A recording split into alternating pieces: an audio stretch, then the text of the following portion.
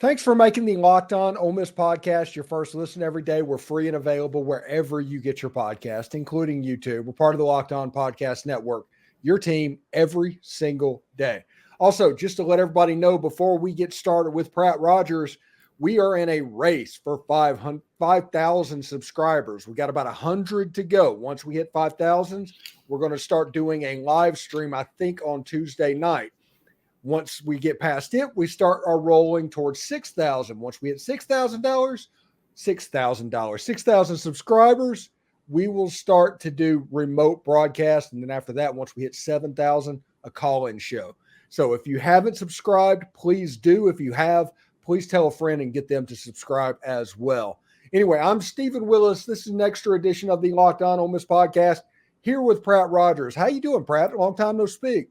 Good, man. I hate that we've been kind of missing each other, but glad to be on the show. And you mentioned $6,000. I was about to start asking for cuts, Yeah, seriously.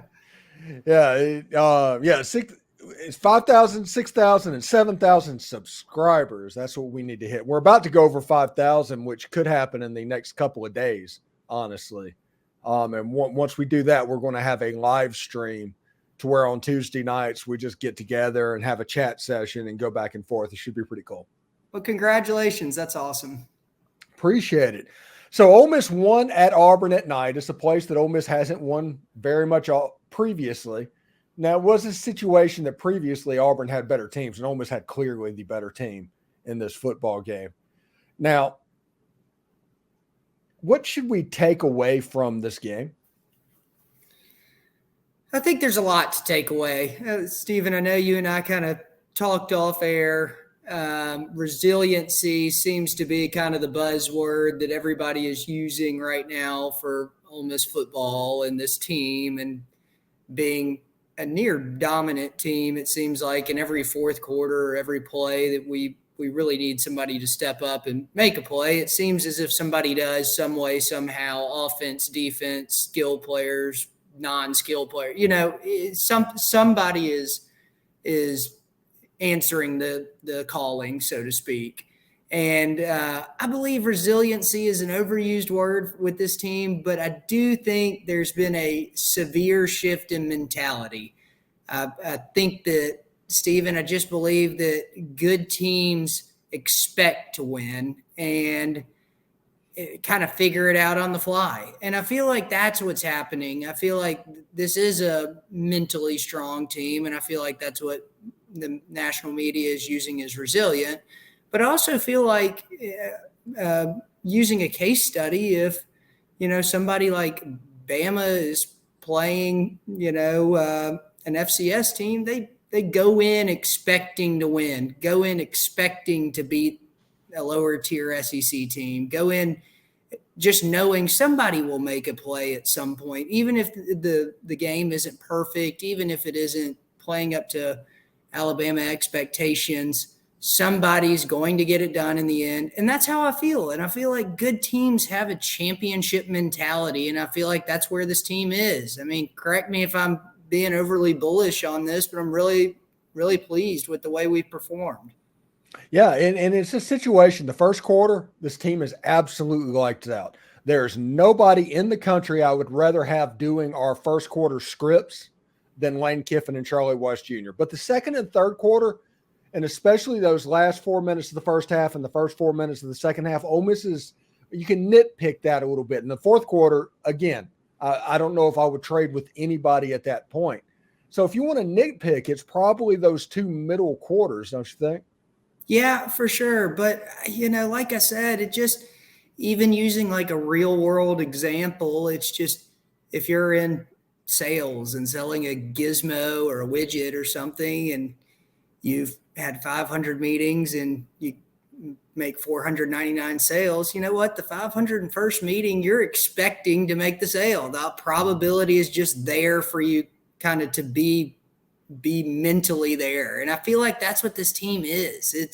It's not, hey, we're kind of tough when the moment calls for it. It's, hey, we go in, we're going to win. We'll figure it out on the fly and we'll get it done when we need to. And that is the mindset that I think is so exciting. And yeah, I agree. We'll figure out the second and third quarter. Who cares?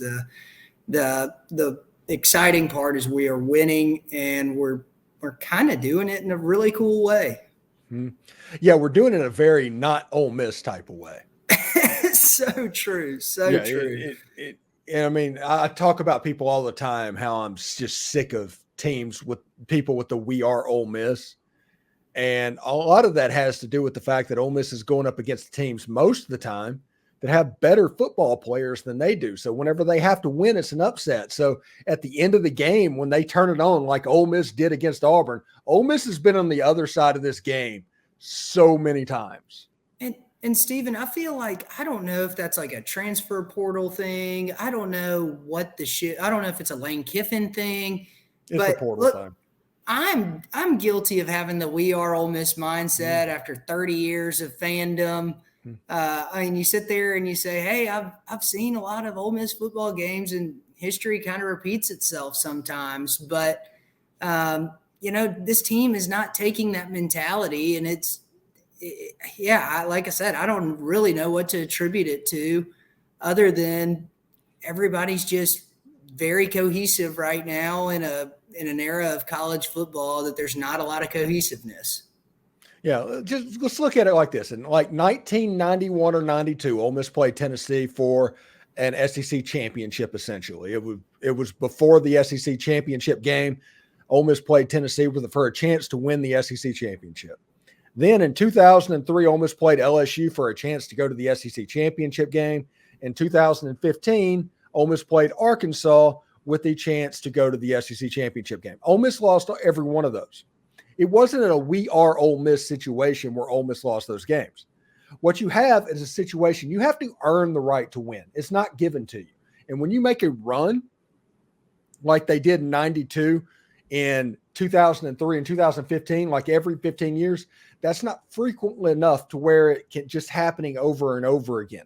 Right now, Lane Kiffin is going for his third straight year of starting 7-1 at Ole Miss. The first time that has been done since the 1957 to 1963 run, which, by the way, there's like 4 SEC titles in that time.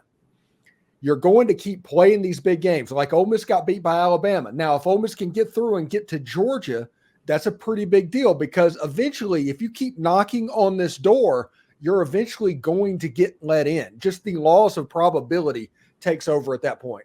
The problem that everybody has is like, well, we get there and all this happens. Well, that is mainly because Ole Miss made a run, not because Ole Miss had just a better team than everybody they were playing. There's some good fortune and things like that happens. Look, if this is the NFL and you're knocking on the playoff door and there are draft picks involved, like, totally different story. Like, this is a program that is not used to being in national spotlight. This is a program that's never really knocked on the door ever.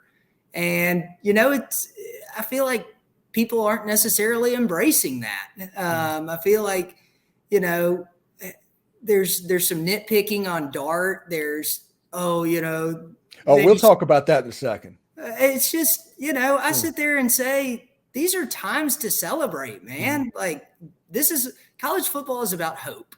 And if you have hope for your team, you should be excited. And I am overjoyed. And like I said, I sometimes have that "we are Ole Miss" mentality, but I'm sitting here getting ready for the Vandy game and couldn't be more fired up to go hopefully grab a W, Yeah.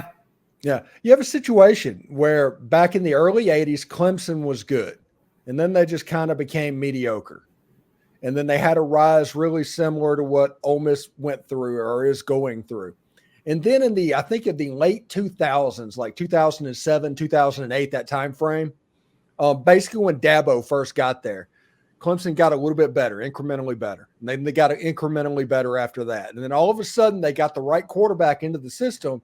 They were able to win a couple of those games, and it wasn't Clemsoning anymore. All of a sudden, this Clemson team was legit. It was different.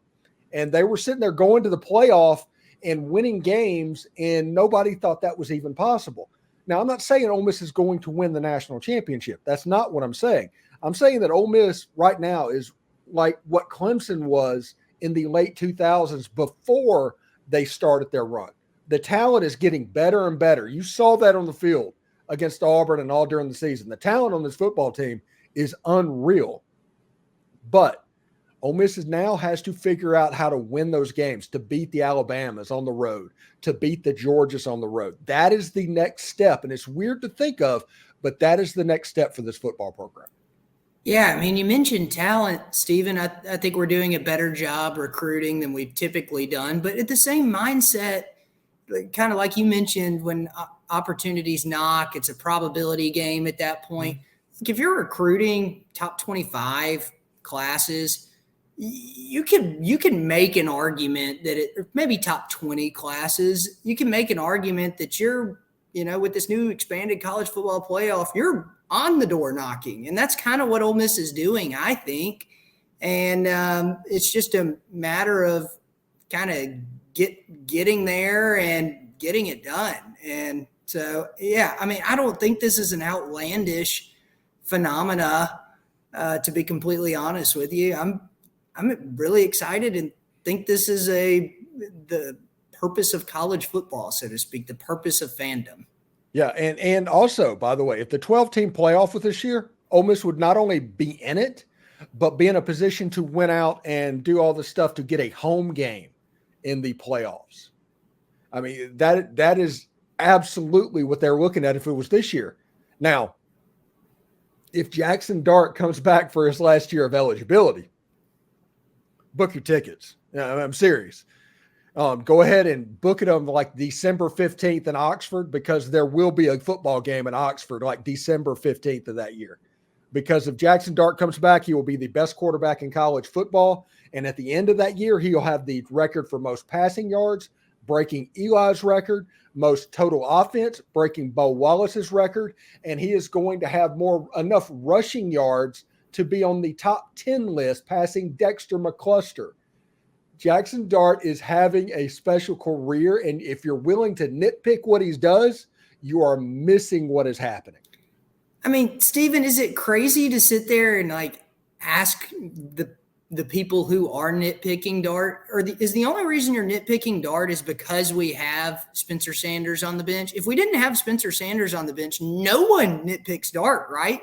And in the traditional Ole Miss format, when we've got a scrub as your backup quarterback, typically everybody thinks Dart's a hero, starts the Dart for Heisman campaign. Like, I feel like Ole Miss sometimes gets carried away with every starting quarterback that has a good season.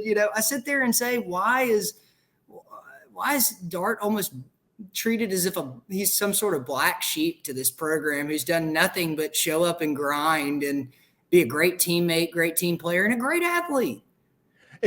This is exactly what happened. Ole Miss fans, and this is not making fun of Ole Miss fans at all, so nobody hear that. But whenever there's a competition, they automatically have to pick sides, and they have to defend that tape to the death. There are still people that debate John Rice Plumlee versus Matt Corral today. There's anytime there's a competition, you have to pick a side, have a take, and defend that to the grave. And there are people that were Team Luke Altmaier and Team Spencer Sanders, and right now they see nothing but warts when it comes to Jaxson Dart.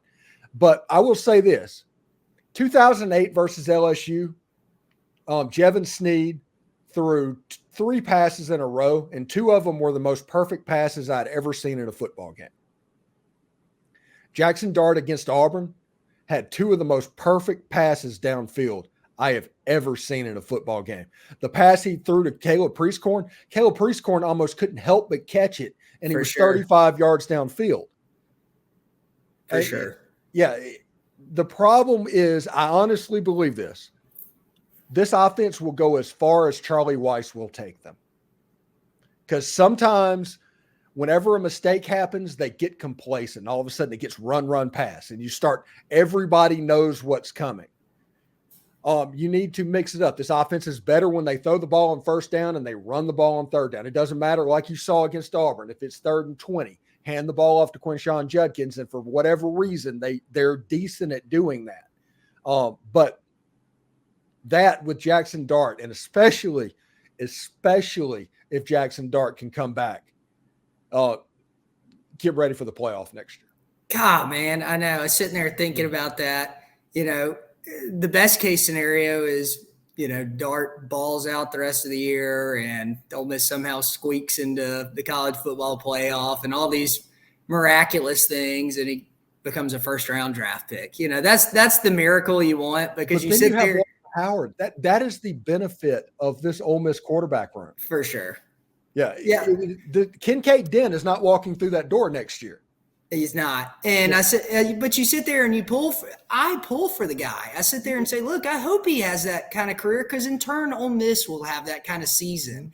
And, I don't really understand some of the negativity towards Dart, but man, he's a patient guy. I'll tell you what, I would be very, very frustrated with a lot of this outside noise that I'm sure he hears, and he puts up with it like a champion.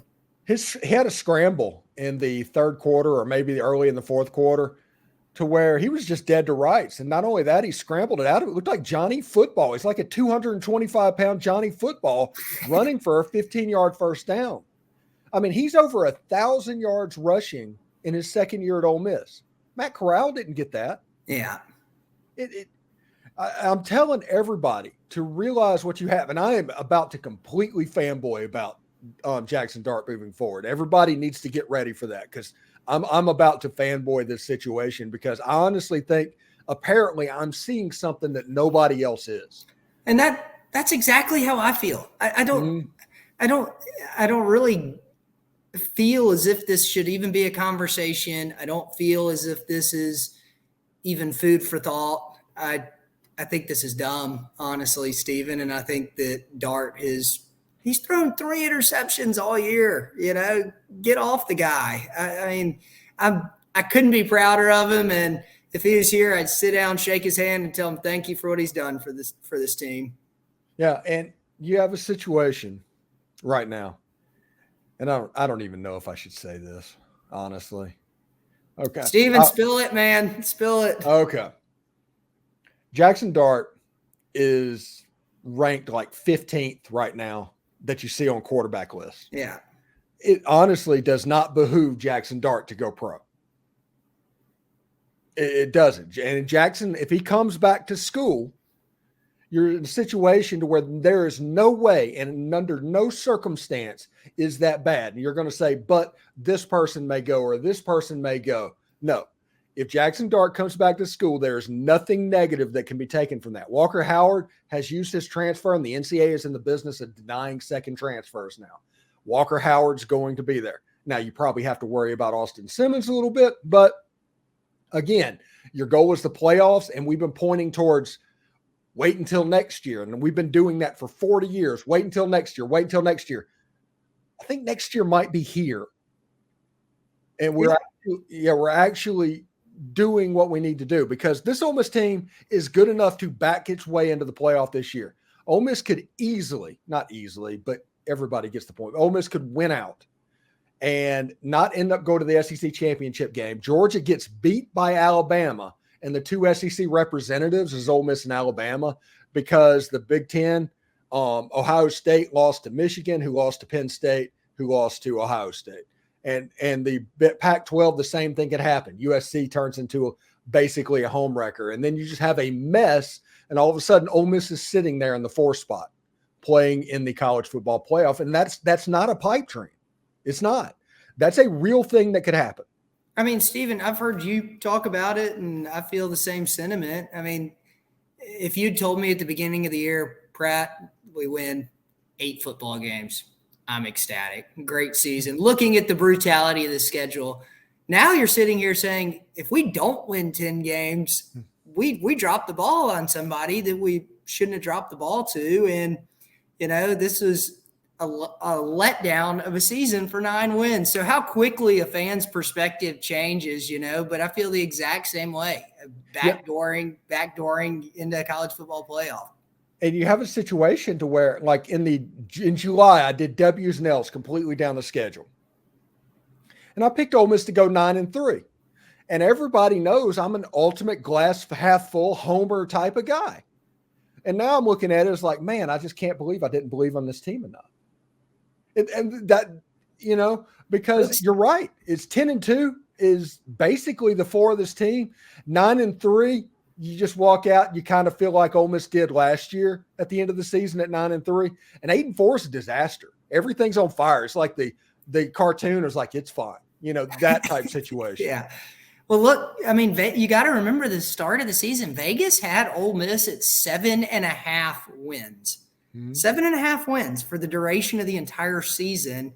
And we're sitting here talking about a potential 10-win team. I know that's, I told everybody in the preseason to pound that over. I hope everybody did that. That was free money. That was a lot of people, I'm sure, cashed in on that, but that was potential free money. Don't jinx us yet, Stephen, but potential free money for sure.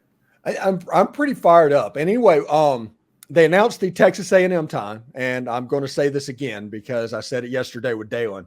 Ole Miss is at 11 o'clock kickoff against Texas A&M, and prime time was not an option for Ole Miss in that game because of Alabama and LSU in the CBS primetime game. It was either going to be there or the 2:30 CBS game. CBS had a choice to where they could either have Georgia or they could have Ole Miss back-to-back weeks. Because if Ole Miss beats Texas A&M in that game, they're going right back to Athens. Yep. And so they tried to work it out, and ESPN probably did some horse trading behind the scenes, and they got that 11 o'clock game because that 11 o'clock game is ESPN's most valued asset on that doubleheader weekend.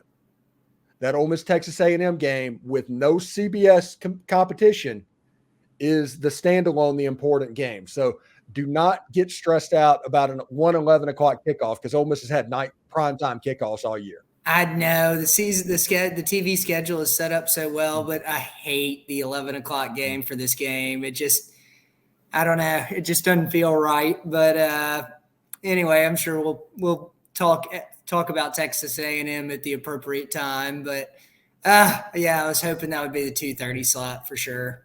By the way, shout out to Tyler Jordan, but my Real Tree T-shirt that they just designed is going to be here this week. So it's going to debut on the pregame and postgame show this weekend, I believe.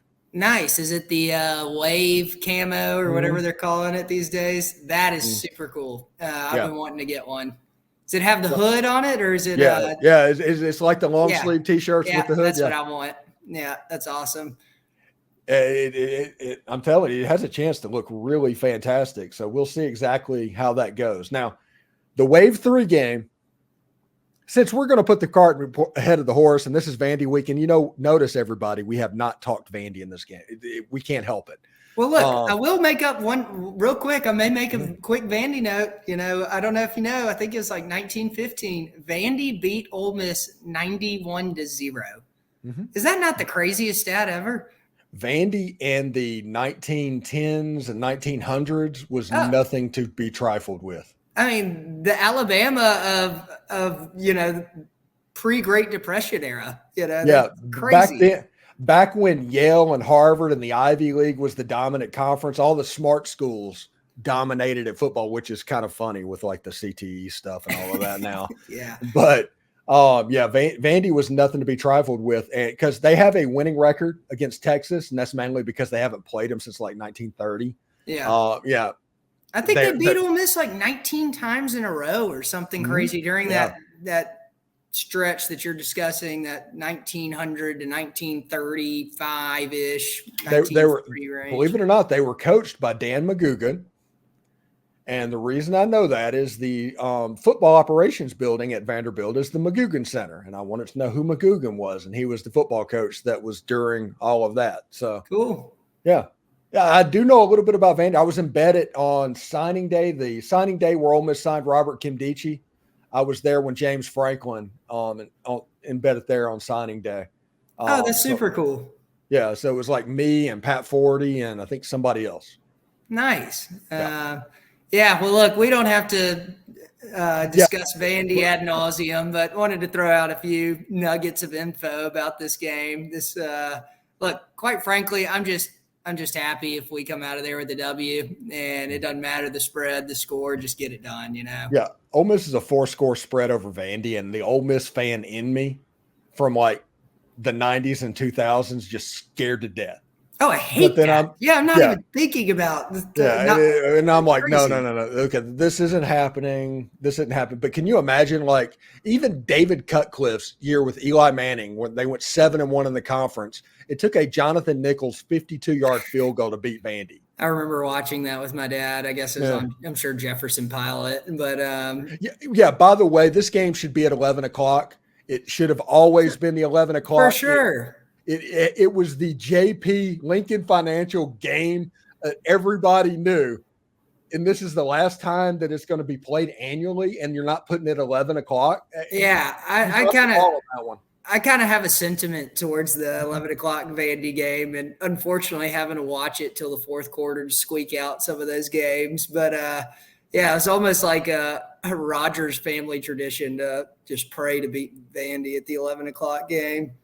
Yeah, and you always have this situation because Vandy has some nice colors, which means they can have some good uniforms, but they also have some horrible uniforms. You're like, what were you thinking, dude? And it's going to be really interesting to see what they come out with on the road because I think they're going to do Stormtrooper. Well, I kind of agree with you on that. The only color combo I don't like with teams with, black in their primary or whatever is the primary black on black uniforms. I don't know why. I never really liked those a whole lot. I haven't been a fan of the gold, white. I don't like that. Yeah. I don't know. A gold and easy to work with. Yeah, especially like real gold and not yellow, because you'll see that most teams that have claimed gold as their color is actually yellow, like Missouri and LSU. Anyway, Texas A&M's 11 o'clock game, like we said earlier, the week after that. It should be a lot of fun. I do want to thank you, Pratt, for stopping by. And thanks, everybody, for making the Locked On Ole Miss podcast your first listen every day. We're free and available wherever you get your podcast, including YouTube. We're part of the Locked On Podcast Network. Everydayers, we have Ole Miss every single day. And that is a really, really cool thing. So subscribe to the channel if you haven't, please. And if you have, please tell somebody to subscribe to the channel, because if everybody tells one person, this becomes something that Ole Miss hasn't seen. And the voice of the fans gets amplified to the point where they can't just ignore what we're talking about. And we're going to have all the perspectives, all the commentaries. We're going to try to keep it civil, but it should be a lot of fun. But anyway, thank you very much, Pratt. And I look forward to talking to you next week when the real football starts. Can't wait. See you, man. All right buddy. Bye.